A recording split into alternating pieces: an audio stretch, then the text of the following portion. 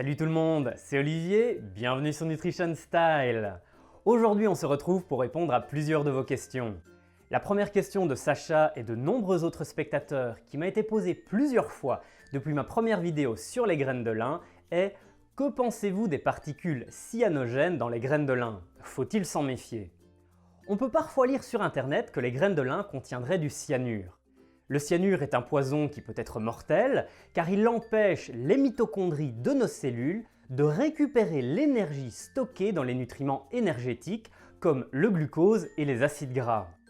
Heureusement, les graines de lin ne contiennent pas vraiment du cyanure pur, mais ce que l'on appelle des glycosides cyanogènes.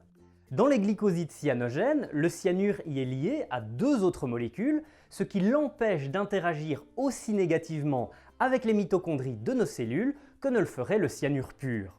Toutefois, les glycosides cyanogènes gardent une certaine toxicité. Alors à quel point sont-ils vraiment dangereux? Avant même de parler d'études scientifiques, il faut savoir qu'autour de 2500 espèces de plantes produisent des glycosides cyanogènes, dont 1/5 des plantes que nous consommons, comme le maïs, le blé, l'avoine, les cacahuètes, les amandes, la mangue, les pommes et bien d'autres.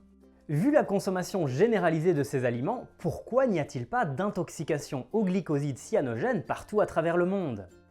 Eh bien entre autres parce que les êtres vivants, des bactéries aux humains, produisent une enzyme, la rhodanase, qui détruit tout simplement le cyanure. Bien sûr, il ne faut pas consommer plus de cyanure que notre corps n'est capable d'en éliminer. Pour atteindre une quantité de glycosides cyanogènes qui pourrait être toxique pour l'être humain avec les graines de lin, il faudrait consommer chaque jour plus de 100 g de graines de lin moulues à jeun de la variété de graines de lin la plus concentrée en glycosides cyanogènes. Pour une variété moyenne, cela correspondrait à plus de 200 g de graines de lin moulues consommées à jeun chaque jour. Il faudrait vraiment beaucoup aimer les graines de lin pour vouloir en consommer autant. Et cela permettrait d'atteindre seulement le seuil toxique théorique, qui était calculé en tenant compte d'une grande marge de sécurité. Consommer donc 50 g de graines de lin moulues ou moins chaque jour est tout à fait sûr pour notre santé. Mais admettons toutefois que vous ne soyez toujours pas rassuré, ou que vous pensiez souffrir d'une rare maladie génétique qui vous empêcherait de correctement détoxifier les glycosides cyanogènes. Vous pouvez toujours cuire les graines de lin. Faire bouillir durant 5 minutes dans l'eau les aliments contenant des glycosides cyanogènes permet d'éliminer la totalité de ces derniers. On passe maintenant à la question suivante de Savine Sheikhi qui demande: le sucre provoque-t-il le cancer de la vessie? Alors ce que nous savons actuellement, c'est que dans les années 70, la Sugar Research Foundation avait caché les résultats d'une recherche scientifique qu'elle avait menée qui suggérait en effet un lien entre la consommation de sucre et le cancer de la vessie chez le rat. Cependant, nous ne sommes pas des rats. Actuellement, les études scientifiques ayant cherché à vérifier si un tel lien existait chez l'humain ont répondu par la négative. En attendant davantage de recherches qui confirmeraient ou infirmeraient ces premiers résultats, il reste prudent de rappeler que la consommation de sucre ajouté est néfaste pour notre santé de manière générale et que donc toute réduction de notre consommation nous sera bénéfique. Avant de passer à la prochaine question, je souhaiterais remercier chaleureusement les nouveaux et anciens généreux tipeurs qui me soutiennent financièrement. Guline, Simon Réal, Perrine, Annie, Jalane et Anaïs. Je souhaite également remercier tous les spectateurs qui sont abonnés à la chaîne, qui commentent, partagent, mettent des pouces bleus sur les vidéos. C'est grâce à vous que la chaîne Nutrition Style grandit petit à petit. On continue sur le sujet du sucre avec la question de Clovis Darigan qui nous dit qu'on entend de plus en plus souvent parler d'isoglucose, de sirop de maïs et de sirop de glucose-fructose qui seraient maintenant autorisés en Europe. En quoi serait-il néfaste et quelle différence y a-t-il avec le miel qui contient naturellement un mélange de glucose et de fructose? Alors en Europe, le sucre le plus couramment utilisé c'est le saccharose, également appelé parfois sucrose d'après son nom anglais. Le saccharose, c'est le sucre de table classique que nous connaissons bien, obtenu par raffinage de la betterave sucrière ou de la canne à sucre. Il est constitué d'une molécule de glucose et d'une molécule de fructose qui sont liées entre elles. Isoglucose, isoglucosamine, sirop de glucose-fructose, sirop de maïs ou encore simplement glucose-fructose représentent tous la même chose, à savoir un mélange de glucose et de fructose. Dans cette vidéo, je vais choisir d'utiliser le terme glucose-fructose pour simplifier les choses. Alors en réalité, le glucose-fructose était déjà autorisé en Europe depuis de nombreuses années, mais sa production annuelle était limitée par un quota.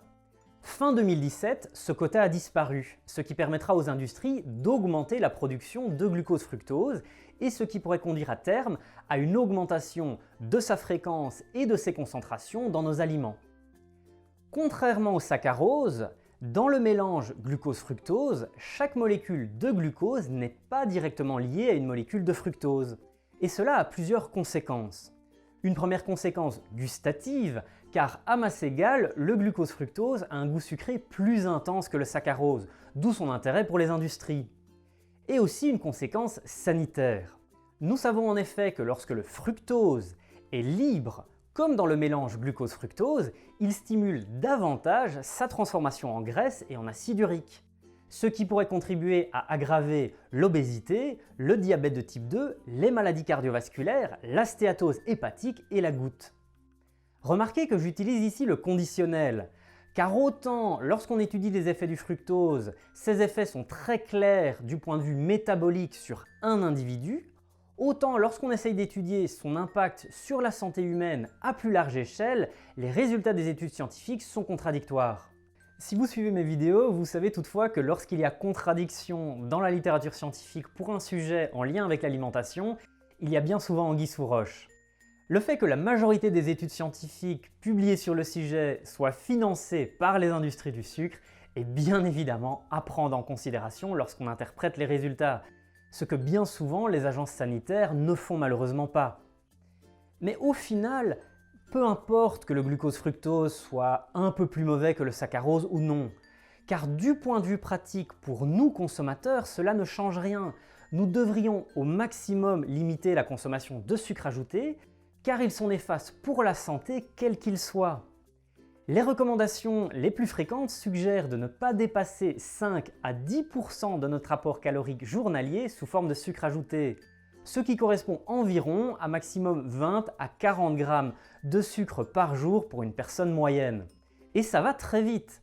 Avec 2 sucres dans votre tasse de café, vous êtes déjà à 10 grammes. Alors qu'avec une seule canette de soda, de jus ou de boisson énergisante sucrée, vous êtes déjà à plus de 30 grammes, voire 50 grammes pour les grands formats d'un demi-litre. Pour le miel, plutôt que de contenir 100% d'un mélange de glucose et de fructose, il en contient un peu moins, soit environ 80%. Il contient également un peu de vitamines et un peu de minéraux, donc apporte un peu de valeur nutritionnelle, contrairement au saccharose et au glucose-fructose. Malgré tout, même si le miel présente certains bénéfices comme par exemple pour le traitement des aftes, et même si ces sucres sont présents naturellement, il doit être comptabilisé dans les sucres ajoutés, donc dans ces 20 à 40 grammes de sucre à ne pas dépasser chaque jour, car son effet sur la glycémie sera similaire à celui de ces sucres ajoutés. Je souhaite également préciser que les fruits, qui contiennent en général 5 à 20% de sucre, ne font pas partie des sucres ajoutés et qu'ils présentent de nombreux bénéfices pour la santé. Souvenez-vous, il s'agit de la 3e priorité alimentaire pour la santé à l'échelle mondiale pour vivre plus longtemps. Vous êtes nombreux à m'avoir posé des questions et je vous en remercie vraiment. Je peux soit répondre à vos questions une par une dans des vidéos plus détaillées comme pour les 2 FAQ précédentes, mais dans ce cas-là il me faudra quand même pas mal de temps pour répondre à tout le monde, soit je peux vous répondre en combinant plusieurs de vos questions dans une seule vidéo, comme dans la vidéo d'aujourd'hui, mais alors donner des réponses qui seront moins fournies.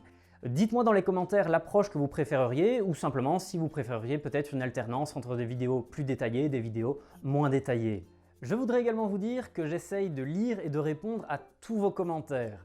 S'il arrive que je ne le fasse pas, c'est soit que le bot de YouTube a bloqué votre commentaire, souvent parce que vous avez mis un lien internet dedans, soit que vous répondez aux commentaires de quelqu'un d'autre, et dans ce cas-là, je ne reçois pas de notification. Il arrive parfois que des mois plus tard, je vois votre commentaire et que j'y réponde seulement à ce moment-là. Si vous avez une question pour une future FAQ, vous pouvez la poser dans les commentaires précédés du hashtag NutritionStyle.